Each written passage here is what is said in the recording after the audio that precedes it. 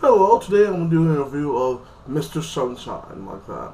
It's a Netflix TV show like this. And the weird thing is, this is the first time I ever saw this on Netflix. They do weekly episodes. Like, the first, 4 episodes dropped out, watched them real fast, and I'm waiting every 2 weeks. I'm basically on episode 10 right now. So I'm thinking about reviewing this. So you can tell me after you hear a little about it if you would like me to review it or not. I'm still going to watch it if you don't want me to review it. But I'm going to ask for your inputs on this because it seems like a good show. It's probably in English and probably in Japanese subtitles like this. Because I'm basically going to wrap up some of the episodes like this to make it, like this, and basically recap the whole thing, okay? The basis is this guy, well, let's start with this. Let's start with the base of the show. It's the first contact America has with Korea, like this. And they have little battles like this. And you see the political situations. And you see America and Japan try to get their hands in Korea. And both try to basically push them around and basically conquer the area like this, diplomatically. And then you see this guy, he's a soldier in the American army, but he's Asian. Well, you find out his parents is from Korea like that, and his wife, his mom, basically was a slave, and he was a slave.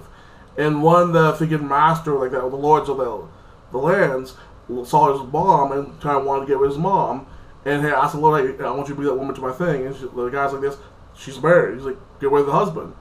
So the husband heard that, they try to run off, they were captured. This one lord brutally killed his parents like this. The mother basically sacrificed herself before she was killed, grabbed a sharp object, put it to one of the lord's kids' wives like this. It's like, I will kill your son's wife with a baby inside her if you don't let my son go. So he runs off, he gets away. They send slave hunters after him like this, and he's able to get on a little boat, escape, and he ends up in this one village with one old guy. And you see his little journey, and this foreigner comes in because he's part of the American war bands like this, and he's able to basically negotiate to him to come to America. So he feels bad for him. He's like, okay, I'll take you to America. That's his little part of it. So he goes to America. He raises America. Gets mistreated because he's not American. He's not white. He's Asian. So they call him all kind of racist lords like this. But he sees some soldiers. He's like, oh, that's how I can get to America. I can join the military, and they will accept me. So he's signed up for the military, and he actually gets status like this. So many years later, they send him and his new friend to Korea to basically investigate some crimes like that and what's going on with it like this. So you see these rebels trying to do a insurgency like that to the foreigners like that to keep the foreigners out of the country. And then you see the freaking Korean Empire trying to do diplomatic ties and get help to basically not be conquered like that and not be pushed around by the foreigners like this. So you see different people's viewpoints. And then you see that one the baby from was for the woman, the normal one was killed. Her son fully grew up. He's a drunk. He gambles, and he's engaged to this girl. And this girl is she's part of the rebel. She's a normal woman, but she's part of the resistance like this. And her grandfather's like, you can't read. You shouldn't do this. It's not woman-like.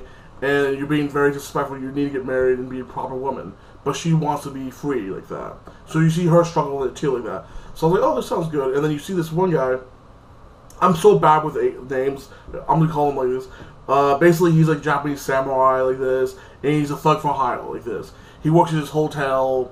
And he does shady business like this. I get more into it in the other episodes. But the hotel owner was a Korean woman like this. And she inherited a lot of money from her husband like this. Her husband used to, she has a lot of scar about it. She has a bad past, and her husband died mysteriously, and she got a Western hotel, and she serves Western food for the Westerners like this, making good money in that period. If you politicals TV shows like this, something you to think about, something has a little emotion in it like this, little love stories like this, and a show about hope, then you'll like this, and good action, and some funny plots. So, yeah, tell me, this sound good for me to review every week, because it's 2 episodes every week on Netflix, coming out like this, or would you not want to hear about this? You know, like, subscribe, and tell me what you thought of this like this. And you should definitely give Mr. Sunshine a chance like this. It's on Netflix. It's free. You know, it's only an hour of your time. Give it a chance. You know, like that, and you have a blessed day.